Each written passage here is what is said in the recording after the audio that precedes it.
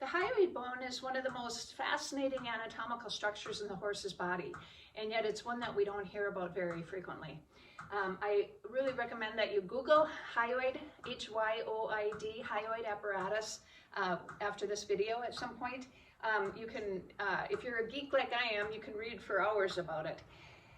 So today we're going to talk about the hyoid apparatus, but also more specifically a condition related to it called THO, or temporal hyoid osteoarthropathy. So the hyoid apparatus attaches at the base of the skull, and it's actually made up of 11 little bones. And they're paired up bones. We have the stylohyoid, the epohyoid, the ceratohyoid, and the thyrohyoid. That's a tough one. And these all connect to the basihyoid, which connects to the lingual process in the horse, or the base of the tongue. So when we have dysfunction, well, first of all, so this bone is the only bone in the horse's body that does not actually connect to another bone.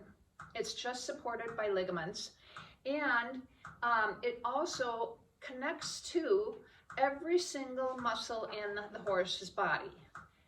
There is some connection to every single muscle. So dysfunction in the hyoid is going to affect the back, the engagement of the hindquarters, the raising of the neck, the softening of the poll, the softening of the jaw. This is all going to be affected by that hyoid. So it's really important to make sure that not only we have a well placed and balanced hyoid, but that we also are taking precautions with our riding and our bridles and our noseband fit and our bits and so forth to protect the hyoid. So these 11 bones that are in the that attach to the base of the skull, we have the stylohyoid bone, which is running this way, and the stylohyoid bone connects. There's a connection to the temporal bone, and at that junction, there can be this dysfunction or unusual growth called THO, temporal hyoid osteoarthropathy.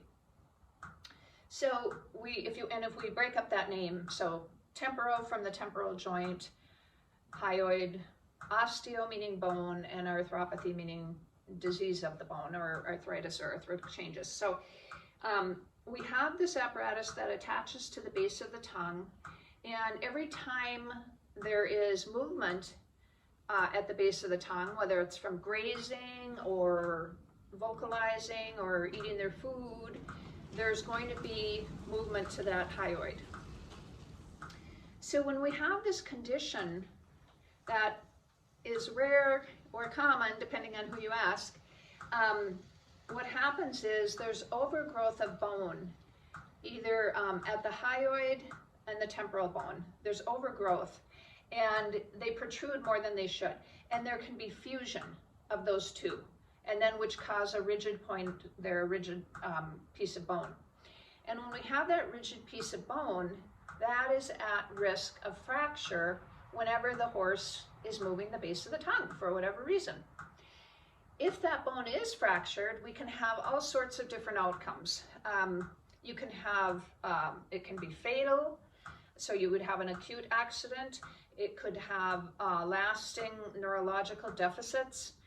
There's so many different things that can come out of this. You can have affecting the lacrimal duct, so the horse cannot tear up. You can have effects to the facial and the cranial nerves. And this is not only true with the fracture of that bone, but this is true with a hyoid that is out of place, which can also, by the way, happen if your dentist is floating the back molars. They can accidentally move, if they're moving that tongue a little bit too much, or they're holding onto that tongue, or they're rasping, they can actually dislodge that hyoid.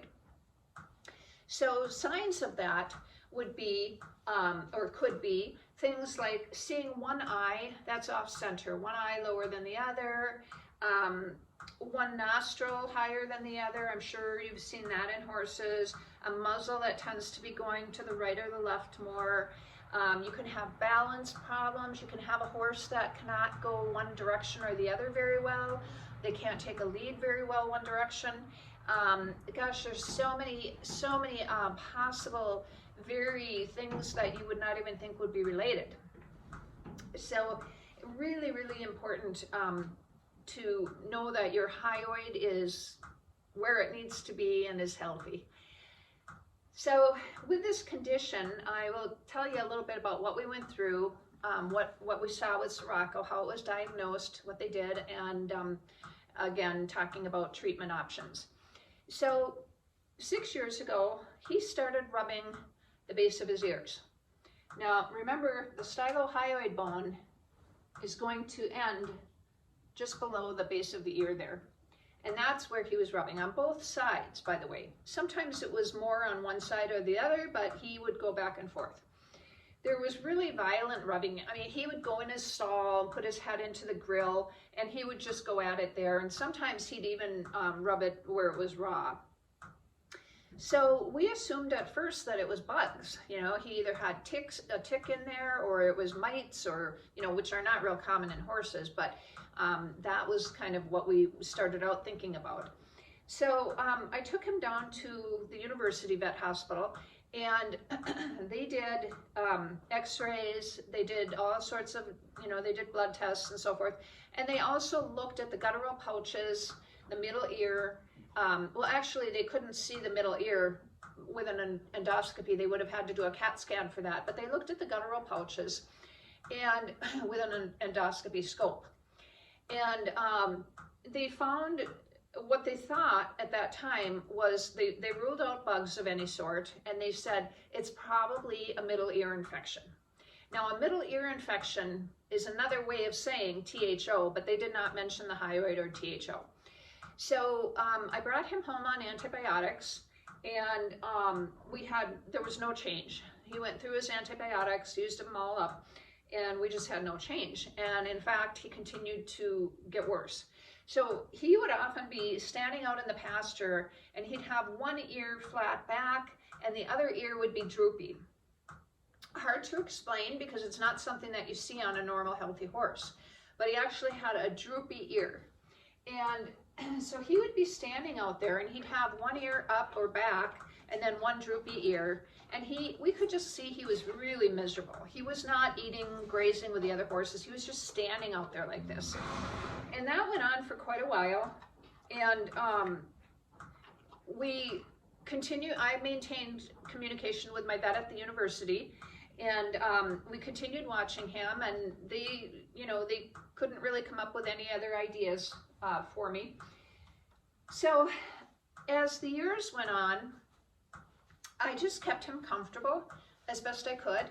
I often would use my own, I would try and put my finger in his ear. And he was a horse in the beginning that absolutely fought anytime you would touch his ears. I don't mean with the bridle, he was fine with that. But if you tried to put your finger in the ear, he would not have anything to do with it.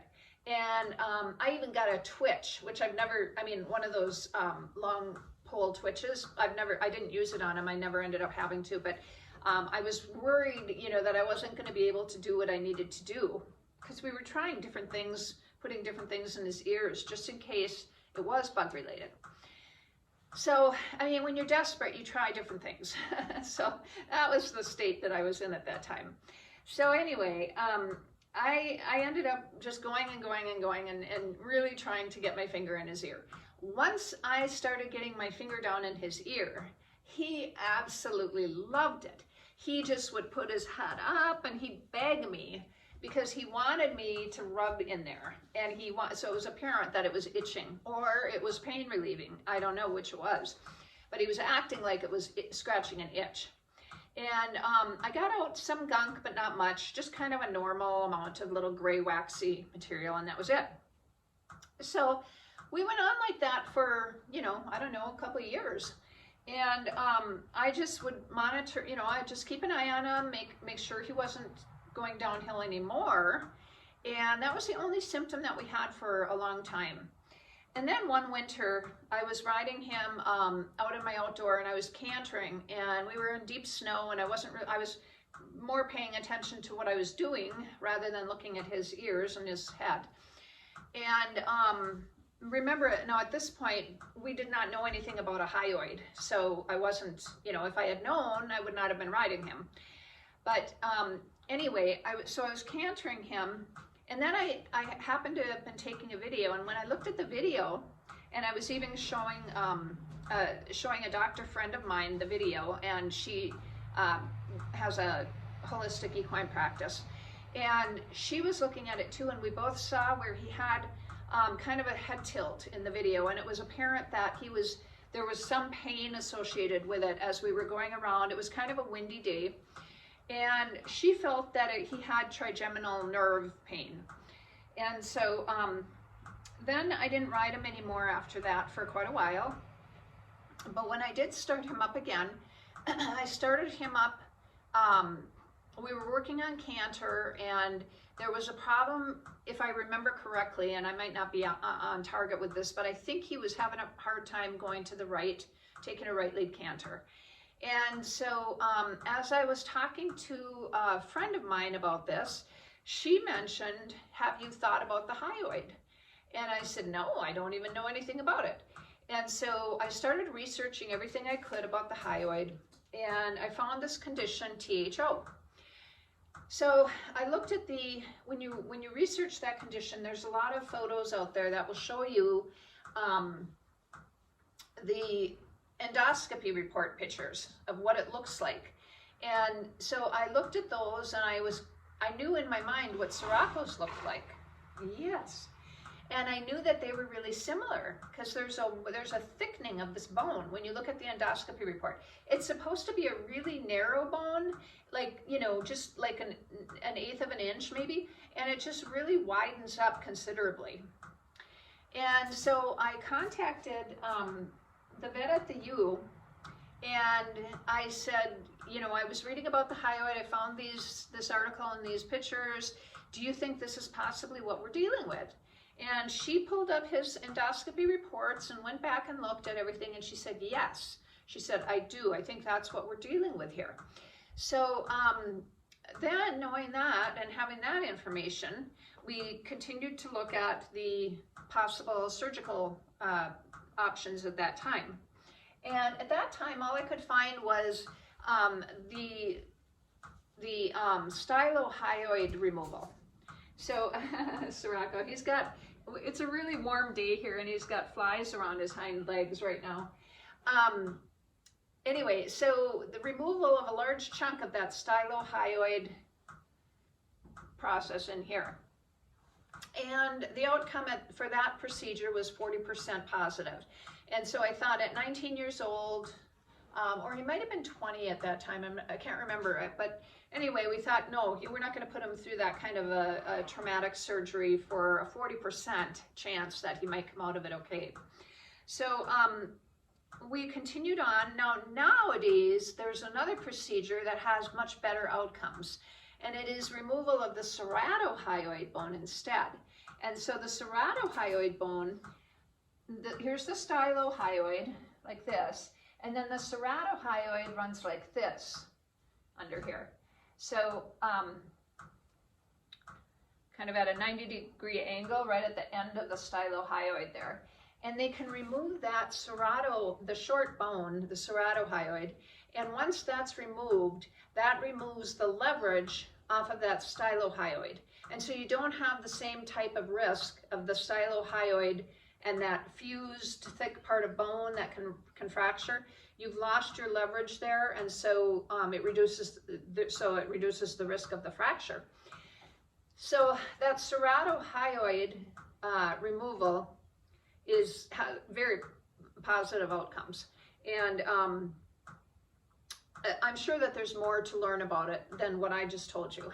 So as I say, this is a really complex apparatus in the horse, and you know, we're not looking at having anything done right now, so I haven't read that deep into the Ceratohyoid procedure, but I do know that that's an option, and that they do have really good outcomes. So horses can return with normal athletic ability, and it's a very popular procedure now.